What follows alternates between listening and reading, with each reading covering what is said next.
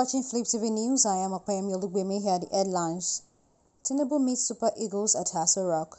Sports Minister encourages Alex Iwobi after online bully. Akpabio swears in 3 newly elected senators. Dangote to release first batch of fuel. Now the news in details. Nigeria's President Bola Ahmed Tinubu is currently meeting with the Super Eagles at the Presidential Villa at Abuja.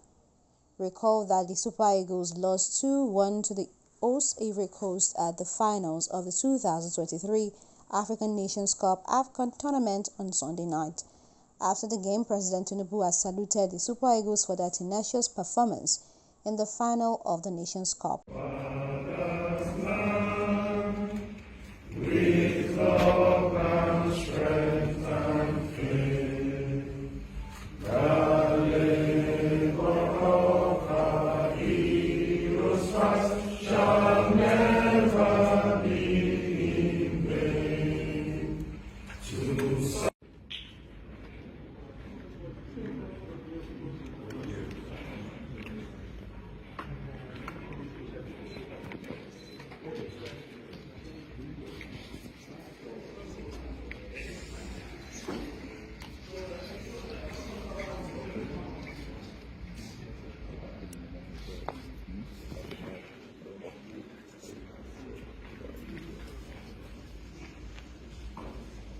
Meanwhile, the Minister of Sports Development, Senator John Eno, has encouraged Super Eagles and Fulham midfielder Alex Iwobi to be strong amid cyberbullying by some Nigerians.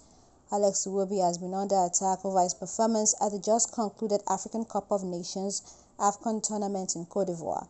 The 27-year-old was told not to honor any national call again but should hang his boots over his outing at AFCON. Subsequently, Iwobi said he had pulled out of social media for now when he could not cope with cyberbullies from aggrieved fans across the country. He shared his thoughts when in a viral video as the letter assured him that it was a minority of Nigerians that attacked him on social media. That it's a huge improvement from previous outcomes, isn't it? Yeah, of course. I'm not too sure you were in the 2013 team. You were not, since the part of the team, this is about the best result you posted. So that goes for something. Okay. I'm aware of something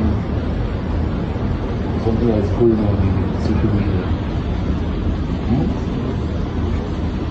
Well, me, I've taken myself off social media, so I'm not aware of all this. Okay, you're not aware of what's going on. When did you take yourself out? Recently? After yesterday's game. Okay, after yesterday's game. Yeah. Things came to an end, I understand. Yeah. So, as a ministry, it's not the first time, but we're going to make another statement against the kind of bullying that not just you, but as sportsmen and women are exposed to because of outcomes of competitions. We're very concerned about how our sportsmen and women are treated. We witnessed that when I couldn't come for the Tinubu match.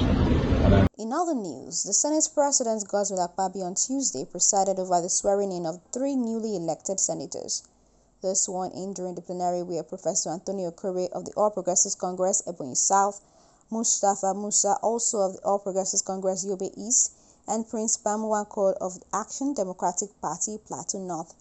On the ground to administer the oath of office was the clerk of the Senate, Mr. Chinedu Akubuezi, at about 11:41 a.m.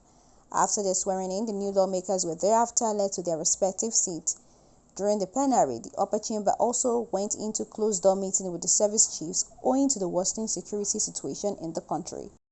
Welcome the Minister of Finance and Coordinating Minister of the Nigerian Economy to the hallowed chambers of the Senate, and to the security chiefs. I welcome the National Security Advisor of the Federal Republic of Nigeria. I welcome the Chief of Defense Staff of the Federal Republic of Nigeria. I welcome the Chief of Army Staff of the Federal Republic of Nigeria. I welcome the Chief of Naval Staff of the Federal Republic of Nigeria.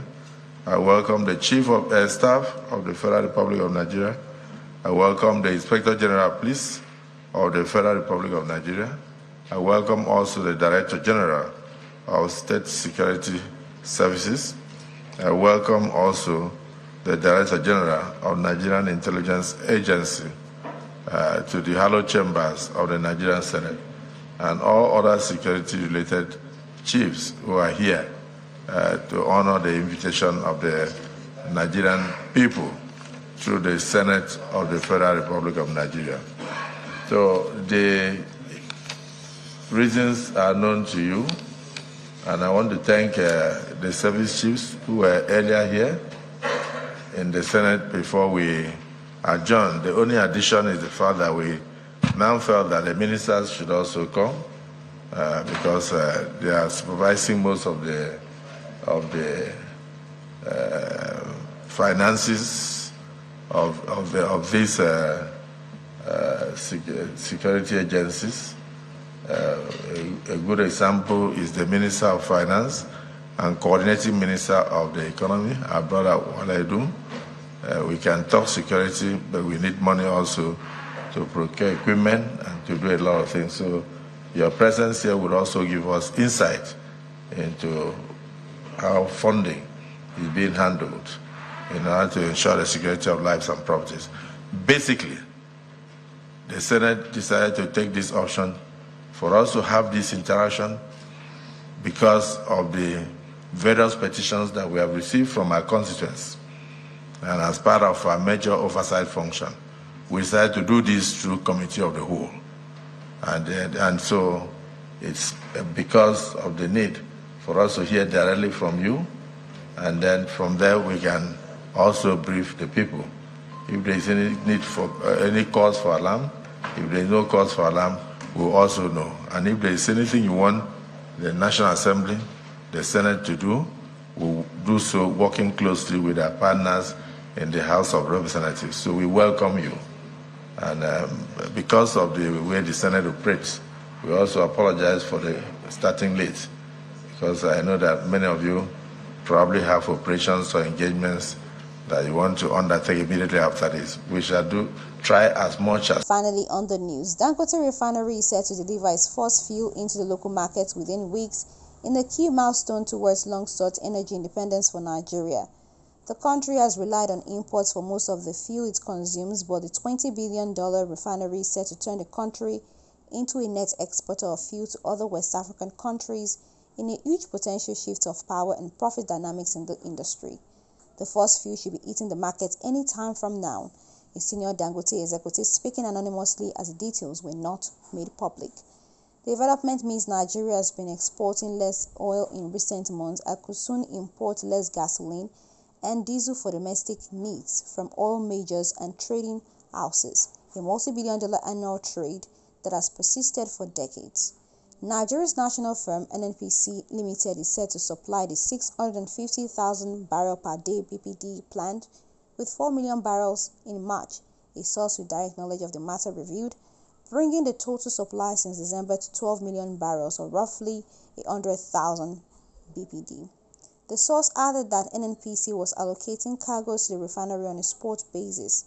Dangote is also said to receive 2 cargoes of US WTI crude from oil trader Trafigura.